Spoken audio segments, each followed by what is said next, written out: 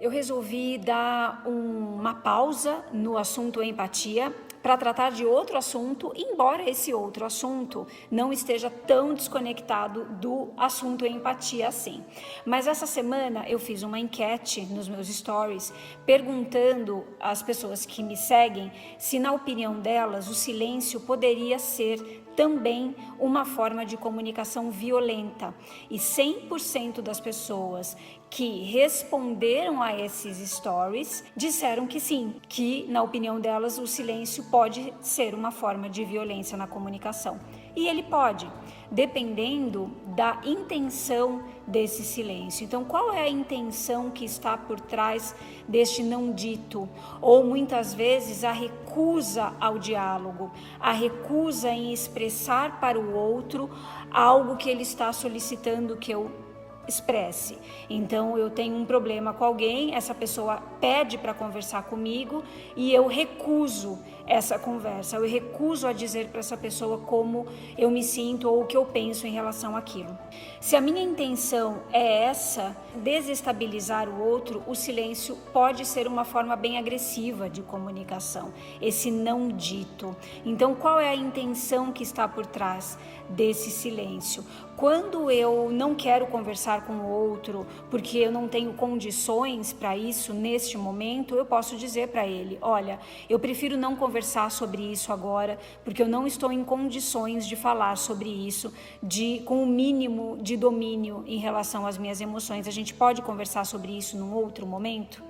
E esse silêncio, quando ele é agressivo, ele também pode ser sustentado por uma comunicação não verbal de agressividade. Então, uma expressão facial de raiva, de desprezo ou de não contentamento com o outro podem ser também uma via de agressão que carrega esse silêncio como uma comunicação de violência.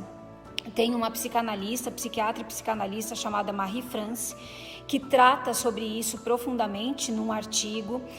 Ela faz alguns estudos em relação a assédio moral, principalmente dentro das empresas, e ela diz que aquele comportamento que vem de uma pessoa que está acima hierarquicamente do outro, que é quando eu vou ao meu gestor ou à minha chefe ou à minha gestora, à minha líder, e falo assim: eu queria conversar com você sobre aquilo, eu queria conversar com você sobre aquele problema, e a pessoa fala: mais tarde, amanhã, na próxima semana, e ela vai protelando essa conversa, ela procrastina essa conversa. Isso, segundo a Marie-France, é uma forma de assédio moral. Então, o silêncio, esse ápice do silêncio como uma forma violenta de comunicação, pode até se tornar um assédio moral. Então, eu recuso a conversa com o outro, eu me recuso, eu tiro do outro o direito de me ouvir.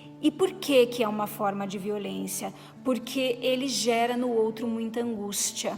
Então, vamos tomar cuidado com esse comportamento de silenciar quando o diálogo precisa acontecer. Existem outras formas de abordar o silêncio como uma forma violenta de comunicação. Eu não quero me estender muito nesse vídeo, então provavelmente eu continuarei abordando esse tema em outros vídeos. Então fique atenta, fique atento aqui na minha página, se você quiser saber mais.